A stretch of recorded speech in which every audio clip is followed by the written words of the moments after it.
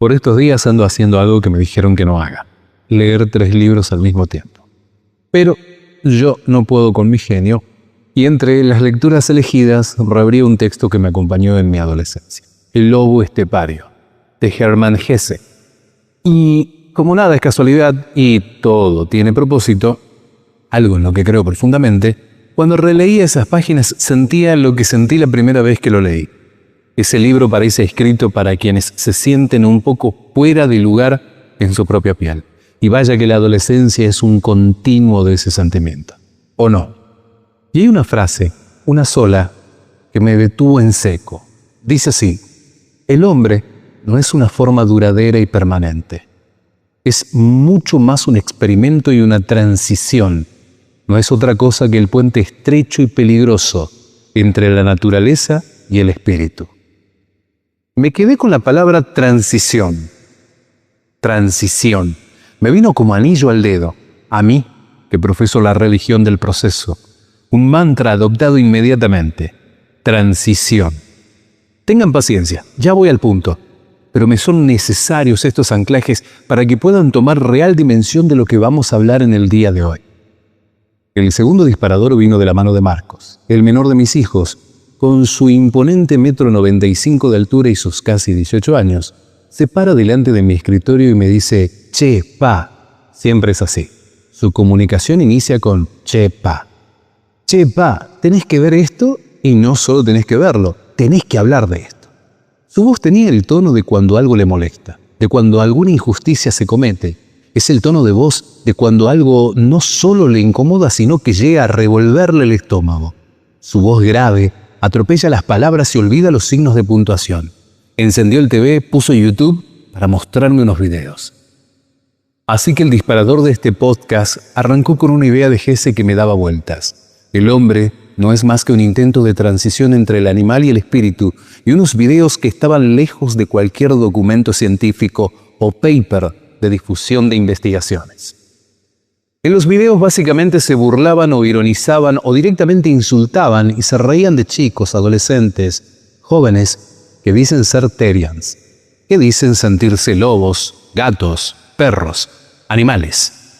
La burla era cruel, los comentarios feroces, el sarcasmo y los insultos abundantes. Los medios de comunicación, por supuesto, con su lenguaje provocador tratando de generar la polémica que alimente su ya raquítico rating. Y lo que más me dolió no fue la ignorancia, fue la cara de Marcos. Me dijo: me hace sentir mal, pa. Los tratan como si estuvieran enfermos solo por sentirse diferentes. Y ahí, viendo su empatía, entendí que no podíamos dejar pasar esto. No podíamos quedarnos mirando. Hay que hablar. Así que hoy quiero invitarte a cruzar ese puente del que habla Hesse. Quiero que miremos esto no desde el prejuicio, sino desde la ciencia, desde el psicoanálisis y, ¿por qué no?, desde el corazón. Vamos a ordenar el zoológico. Sí. No mires para otro lado porque vos y yo estamos dentro de esta fauna. Por más que nos queramos hacer los tontos y mirar para otro lado. No. Vamos a ordenar el zoológico donde vos y yo estamos, porque aquí hay mucha confusión. Cuando escuchas Therians, quizás piensas en disfraces, en juegos de rol o directamente en locura. Y acá está mi tesis central, mi punto de apoyo en el día de hoy. Escúchame bien, porque es importante. Lo que vemos en los Therians no es psicosis, es un síntoma. Síntoma. Por favor, guarda esa palabra como si fuera un pequeño tesoro. Síntoma. Y el síntoma no es enfermedad. Es señal de algo y, como dicen los psicoanalistas a veces, es un organizador. Lo digo de nuevo y más lentamente. La identidad Therian no es un delirio clínico. Es un síntoma social, psicológico y antropológico que organiza una experiencia interna de estos chicos. No están pidiendo veterinario ni caja de arena en la oficina. Lo que dicen es que en algún nivel interno su identidad está vinculada a un animal. Está claro que sus propios testimonios y por el estudio que he leído, no se trata de una cuestión de la biología. Es identidad. Y en una época donde ser humano implica ansiedad métrica, rendimiento constante y algoritmos que nos vigilan, lo animal aparece como la fantasía de una vida sin tanta exigencia humana. Quizás identificarse con un animal sea una forma de escapar a las reglas agotadoras de nuestra propia especie. Pero no nos quedemos en la especulación. Vamos a lo que dicen los datos, los estudios, los papers, porque la evidencia es más interesante que el chisme, aunque claro, como decía una querida alumna que escucha este podcast, pero el chisme es más jugoso, profe. Claro, puede ser, pero mucho menos productivo. El estudio empírico más robusto hasta la fecha es el de Clegg, Collins y Roxburgh, publicado en 2019 en la revista Society and Animals. Y los resultados te van a sorprender. Bien, yo los desmenucé en 3 partes. Primero, los Therians tienen el criterio de realidad conservado. Estamos hablando de que los Therians culturales saben que biológicamente son humanos. No hay alucinaciones, no hay delirios de transformación física. Eso los diferencia de la teriantropía clínica, que sí es un trastorno psicótico. Acá, en los Therians culturales, no hay psicosis. Estos chicos no son pacientes psiquiátricos, ¿sí? ¿Me va siguiendo el razonamiento? Seguimos desglosando el documento de Clegg, Collins y Roxburgh. Segundo, neurodivergencia. El estudio encontró que los Therian tienen mayores rasgos de esquizotipia. Ojo, estoy diciendo rasgos, o sea, mayor apertura a experiencias inusuales. Y mayores rasgos autistas, rasgos, especialmente en lo social y comunicativo. Pero ojo, no es un trastorno consolidado, es un rasgo. Por favor, cuidado con eso. Un rasgo, algo que se acerca, pero no es. Por lo cual, no es un trastorno que se pueda encontrar en los manuales como la CIE o el DSM, ¿sí? Sigo desglosando el documento. Y acá viene lo más fascinante. La función buffer, o sea, un espacio, como en las memorias de las computadoras o de los celulares, donde se guardan datos de manera temporal, para luego ser procesados o almacenados. Para estas personas neurodivergentes, adoptar una identidad Therian actúa como un alivianador. No sé si existe esa palabra, creo que la acabo de inventar. Como si fuera un amortiguador. Mejora su percepción de autonomía, les da un lenguaje para explicar sensaciones que antes parecían aislantes. Es como si decir soy un lobo les permitiera ordenar un mundo interno que el lenguaje humano no logra capturar. Y si traemos a Freud a esta conversación, esto cobra otra dimensión. En uno de sus escritos, Freud nombra las 3 afrentas al narcisismo de la humanidad. En aquel 1917 dice que estas 3 afrentas, yo las veo así como estas 3 cachetadas que recibió la humanidad, son, primero, la afrenta cosmológica, Copérnico, que afirma y prueba que la Tierra no es el centro del universo, en realidad la Tierra no es el centro de nada. La psicológica, el mismo Freud, que propone que el yo no gobierna la mente. Y la biológica, Darwin y su teoría de la evolución. Darwin nos dijo que venimos de los animales, que no somos ángeles caídos, sino primos de los monos. Eso a mucha gente la enfada un montón. La cultura occidental pasó siglos negando eso, queriendo ser mejores que nuestros hermanos animales. Así lo dice Freud en su texto. Los Therians, paradójicamente, son los únicos que están abrazando esa afrenta biológica de lleno. No huyen de su animalidad, la reclaman como núcleo identitario. Aturdido, aturdida, cansado, cansada, queda un poquito más para que le demos una vuelta de rosca a este tema.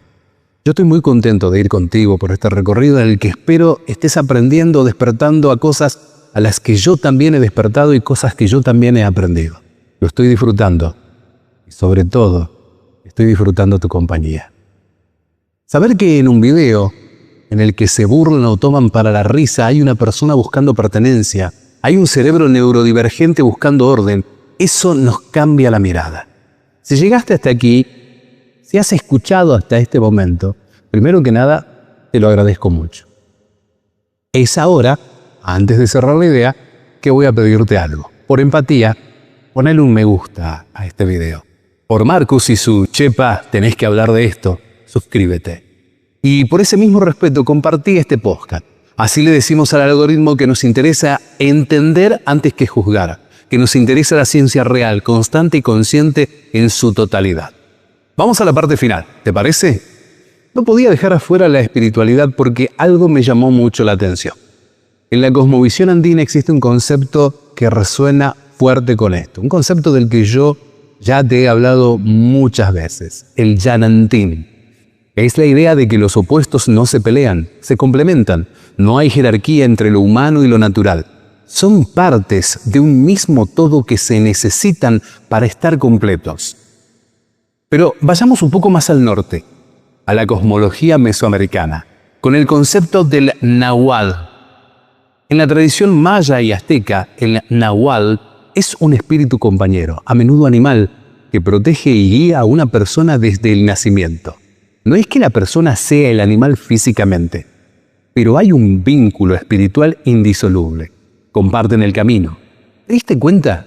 Durante miles de años las culturas originarias entendieron que hay un hilo invisible conectando al humano con la naturaleza. No es patología, es algo que roza o habita en lo sagrado.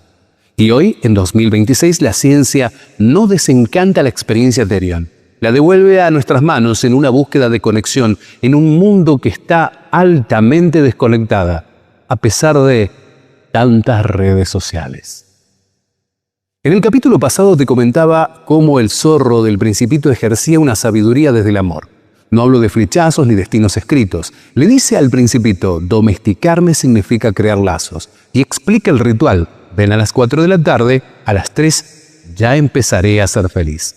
El amor, así como la identidad, no es el instante del encuentro. Es la decisión de estar sin expectativas, sin exigencias, sin garantías, solo con la certeza de que el otro merece ese estar. Quizás los Therians nos están recordando algo que olvidamos. Nos están diciendo que quizás la manada es más segura que la multitud, que quizás el instinto es más honesto que el algoritmo. Y acá llegamos a la pregunta final. La pregunta que me dejó Marcos mirando esos videos. La pregunta que deberíamos hacernos como sociedad en conjunto. La pregunta no es por qué alguien quiere sentirse lobo. La pregunta es, ¿por qué hemos vuelto tan difícil sentirnos humanos? ¿Por qué es tan difícil ser humanos? Y basta mirar algunos acontecimientos y el curso de las cosas, las exigencias incumplibles en cuanto a cuerpos y discursos del sistema. Entonces, sí nos damos cuenta de que, sí, ser humanos duele tanto. Si la exigencia es tanta, si la conexión es tan frágil, no me extraña que algunos buscan refugio en otra piel. La identidad más valiente no es la que se esconde, sino la que, sabiendo el estigma que le puede llegar a acarrear, elige mostrarse. Nosotros deberíamos distinguir esto que algunos menosprecian, de lo que algunos se burlan o toman para la chacota como un síntoma de la época, del momento y del rumbo de nuestra civilización, de manera de que una vez entendido como síntoma, podamos hacer algo. ¿Qué? No sé. No, es verdad que no sé. Me parecería fabuloso llegar a este punto del podcast y decirte, esta es la receta, aplícala y espera, todo va a estar bien. Pero sí sé que todo va a estar bien. Si entendemos que el síntoma a veces es un organizador, y si lo miras así, esa postura te puede llevar a la elección plena del respeto por la diferencia. Porque al final, como decía Hesse, somos un puente estrecho y peligroso, muy peligroso entre la naturaleza y el espíritu. Y como síntoma de la época, hoy son los Therians los que al cruzar ese puente sin miedo y sin dudas, nos anuncian que los límites del dolor, de lo que se impone para ser humano, para muchos, ha cruzado el umbral de lo soportable. Gracias por escuchar. Soy Pablo Jerez y esto es Conectando.